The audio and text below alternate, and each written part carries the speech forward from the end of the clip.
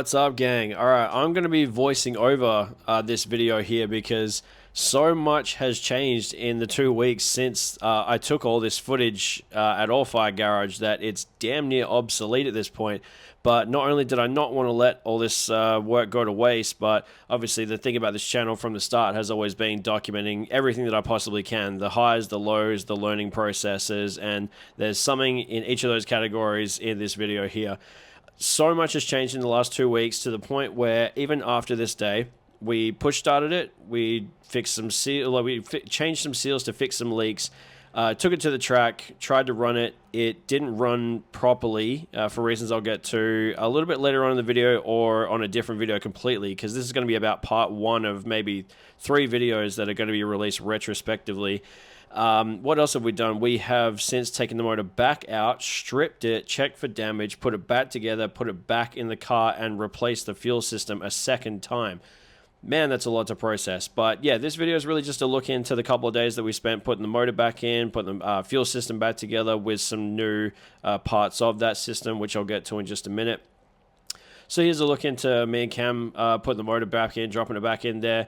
It's not particularly easy. The drive shaft was the one that gave us the most strife, but that was actually kind of our own doing. The way that we had the car propped up didn't really put the drive shaft at a good angle to match up with the U-joint, and simultaneously in a sprint car you have to match up the camshaft spud with the power steering pump on the other side of the motor plate, because the camshaft actually drives the power steering pump and the fuel pump that's on the other side of it. So it can get a bit fidgety, but there is some tricks to it. And we're getting better at it each time. Jack definitely saved the day on that one. He has a lot of experience in doing exactly that, so he had all the tricks.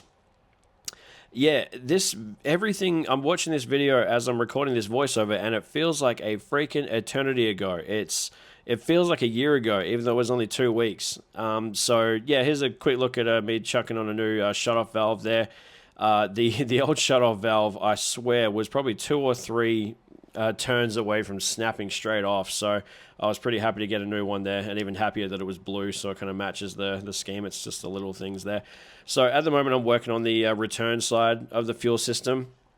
What you might notice if you've been watching these videos for a while, if you're a follow the Instagram, Facebook, or TikTok, is that the lines are a different color. The reason is because the lines that are in this video actually were given to us by the Keynes race team. So a massive shout out to them. Daniel saw something on Facebook and said, hey Matt, we've had some issues with those push-on style fittings that you have there, and we obviously don't want you to have those same issues, so we're going to chuck you some fuel lines that we don't need anymore. So that was really awesome. Dropped them off to me while he was in town. Don't know if anybody experiences watching this, but I actually just put the high-speed bypass on backwards. We fixed that. Yeah, this is Cameron here changing one of the fittings that was on one of those lines that the Keynes gave us, just to kind of suit what we needed it for. There was a lot of, I mean, lines is one thing, the fittings is another. So it was really cool that we had such a cool variety of stuff to work with. We managed to make it work. So, but would you believe we've actually replaced all the lines on the car again since then? I'll get to that either later in this video or another time. So chopping the radiator back in, pretty simple job. Just tightening up the radiator hose right there, and I'll start to get to work on the channels on the top there. Man, the last couple of weeks have been insane. A huge learning curve for all of us. We really thought we were ready to go to the track, and there were some things that were my fault that they went wrong, and there were some things that we just couldn't account for when it came to foreseeing what was going to happen, because being on a dyno and being on a track are 2 very different things, and we learned that really the kind of hard way on race day. It was a shame we had to pull the plug after just one heat, but what we obviously we're not going to do was blow up another motor, especially given how much work Cam has put into this over the last few months.